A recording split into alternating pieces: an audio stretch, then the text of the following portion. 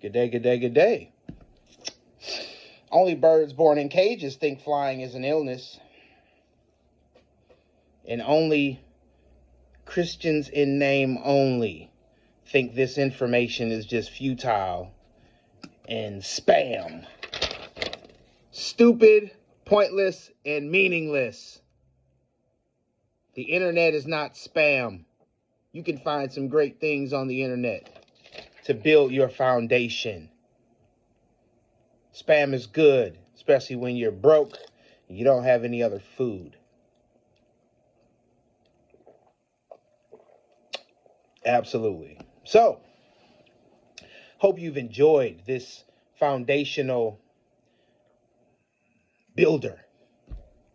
Hopefully to tear down some things that you've thought in your head that people have maybe fed into you. So let's use our critical thinking skills once again.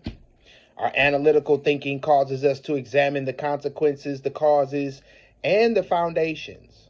Our independent thinking, it does not depend on the majority opinion. It contrasts sources. Our in-depth thinking goes beyond the obvious and questions what seems obvious. And our autonomous thinking is we form our own judgments. And we're open to revision. I'm definitely open to revision.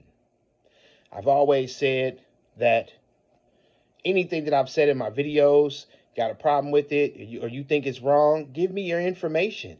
Because let's build together. There's so many cowardly people out here who don't want to take that step, but they'll talk about you in their videos, or they'll clip your videos and talk about you, but they will not discuss the things with you. Is they'll ban you from their platforms or their podcasts. But okay, it's a popularity contest to them. It's not a popularity contest to me. I want everybody to win. I want everybody to get into heaven. So what we've been discussing was the Rockefellers, and also this wonderful book here, The Rise of the NWO, The Culling of Man. Because they want to put this piece on the pyramid. This is the eye of Lucifer. So this last little portion, we're going to connect some dots. I found a .org, made a lot of sense, just to connect some dots. This is what led me to do this study. It's the Community Development Archive.org. Community Development Archive.org. Okay. Now, just connecting dots. I started with the American Baptist Education Society, the ABES. Now, it said about it, it is the promotion of Christian education under Baptist auspices in North America. So, of course, I'm going to look up auspices. I didn't know what it meant. I have no problem saying that. Auspices means protection or support, patronage. Okay. Another definition, a sign indicative of future prospects, an omen. Now that one kind of struck me because I remember there were a few movies about the omen, and they definitely weren't angelic. And the word omen means a phenomenon supposed to portend good or evil. A prophetic sign, prognostication. Here you go. This is the American Baptist Education Society. Thank you, Lord, for exposing this. These dots are just connecting themselves. So, this is what it had about it. The ABES, established in 1888, says with funding from John D. Rockefeller, the American Baptist Education Society supported educational institutions nationwide catering to the Baptist congregation. A Baptist tradition shares values with community development like community services, social justice, and civic engagement. The University of Chicago was created with the help of the American Baptist Education Society. and featured the nation's first sociology department and a laboratory school. All right. Now let's move on. Connect the dot to John D. Rockefeller. Born 1839, died 1937. Was a business magnate and philanthropist who founded Standard Oil and the Rockefeller Foundation. His Baptist upbringing informed his extensive philanthropic endeavors, ranging from the eradication of the hookworm and development of VACCINESs to the creation of new public universities. Okay. Now, I'm moving on another dot to Miss Spelman. That's the Atlanta Female Seminary School, Laura Spelman Rockefeller Foundation from 1918 to 1922. John D. Rockefeller founded the Laura Spelman Foundation to honor and support his late wife's charitable causes and endeavors. The foundation supported initiatives and organizations related to education and healthcare before it aided in the development of the social sciences. It was later merged with the John D. Rockefeller Foundation. Spelman College, Since we're talking about colleges, let's go to the Rochester Theological Seminary, founded in 1850. It is a Baptist in upstate New York, crowd-funded and founded the Rochester Theological Seminary to create a more urban theological educational experience. The institution was a progressive bastion that challenged the norms of the day, such as being one of the first seminaries to admit women as regular students. Its alumni became important figures in social activism, including Walter Rauschenbusch and Howard Thurman. Who is Walter Rosenbusch? We're just connecting dots. That's all. 1861 to 1918.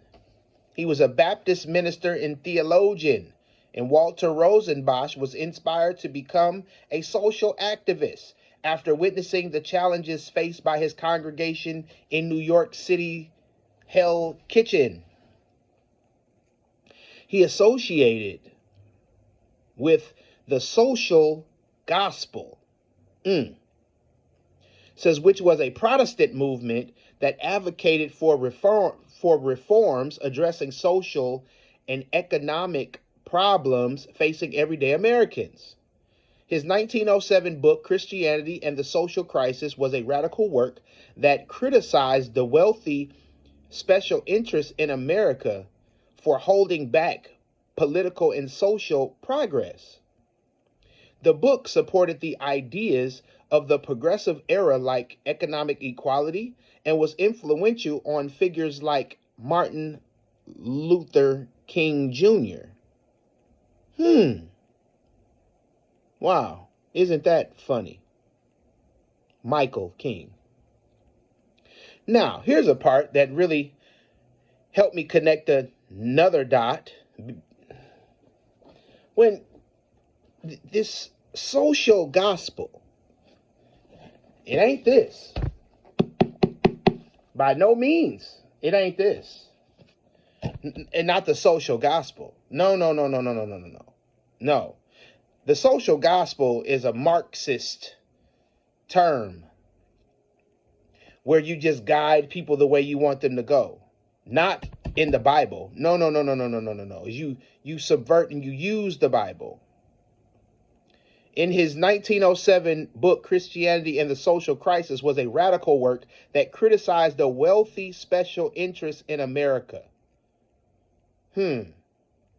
So, I have another book that everybody should probably get by Mr. Ralph Epperson. Very good foundational things.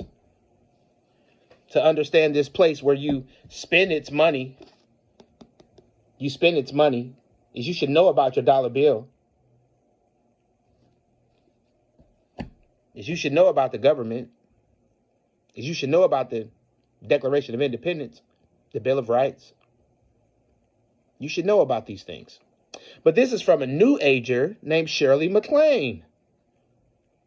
And this is a Parade magazine from 12/18/1988. Had an article on her in which it revealed that her den in her house had lots of framed pictures. Shirley with communist Fidel Castro and with communist Nikita Khrushchev. Says the magazine reported how Shirley and her lover talked about democratic socialist principles and how it was possible to have them both at the same time if the rich would only share their wealth more. Now, this is a New Age woman, Shirley MacLaine, and she has the same ideologies as Mr. Walter Rauschenbusch or Rauschenbusch. Very interesting. Let's keep connecting these dots. Dr. Martin Luther King, since he was influential, he was influenced by Mr. Walter Rauschenbusch, was a civil rights leader, born 1929, died 1968, was a civil rights leader who championed racial equality and an end of racial segregation through peaceful protest, civil disobedience, and grassroots mobilizing. His leadership during events such as the Montgomery bus boycott, the Birmingham campaign, and the March on Washington, where he delivered his iconic I Have a Dream speech, made him a symbol of hope and resilience against systematic oppression. And Martin Luther King Jr. was inspired by the Baptist Christian faith, the theology of Walter Rosenbach, and the nonviolent resistance teachings of Mahatma Gandhi. Very interesting. We're just connecting dots. Mahatma Gandhi, born 1869, died 1948. An anti-colonial activist and political ethicist whose spirituality was greatly based on his embracement of the 5 great vows of Jainism and Hindu yoga philosophy. Satya means truth. Ashima means nonviolence. Brahmacharya means celibacy. Asteya, non-stealing. And aparigrapha, non-attachment. God is truth, and the way of truth lies through Ashima, non-violence. That's what he said on 3/13/1927. And we actually know that that ain't the case. Like when we are just believers, straight up believers, we understand John 14:26 is the foundation. 14:6, I'm sorry, is the foundation. Jesus said to him, I am the way, the truth, and the life. No one comes to the Father except through me, as in Jesus Christ, not Ashima. Okay? A euphemism sometimes used for satyagraha is that it is a silent force or a soul force, a term also used by Martin Luther King during his I Have a Dream speech. It arms the individual with moral power rather than physical power. Satyagraha is also termed a universal force, as it is essentially makes no distinction between kinsmen and strangers, young and old, man and woman, friend and foe.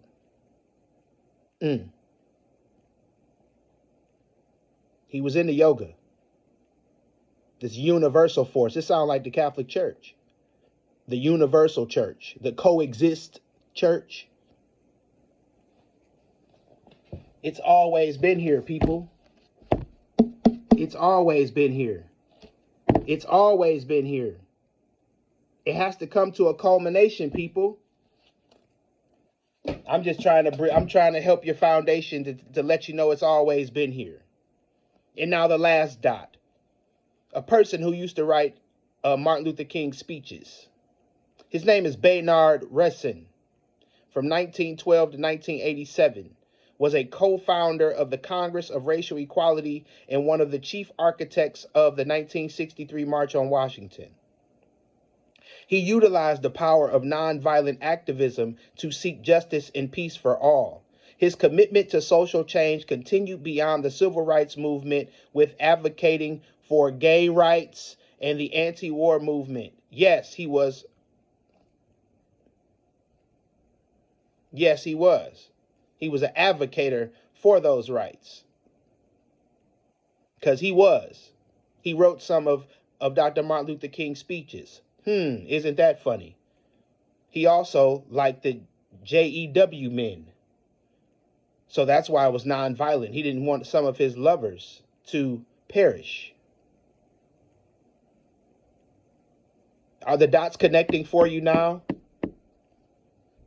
As we go from John D. Rockefeller in funding schools, from medical schools to influencing political issues, the public school system, seminary school, all the way to Bayard Rustin, who wrote for Dr. Martin Luther King, and he's an advocate for gay rights.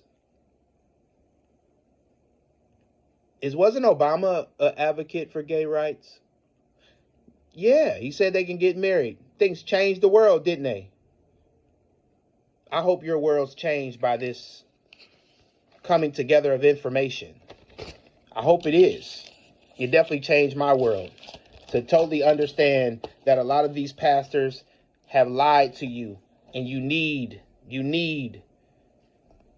to start to question them and question yourself and question this faith is that you think that they have given you. So, hope you understand. Only birds born in cages think flying is an illness. And only people who won't submit themselves to this book will think I'm crazy. To the next video. Hope you enjoyed it.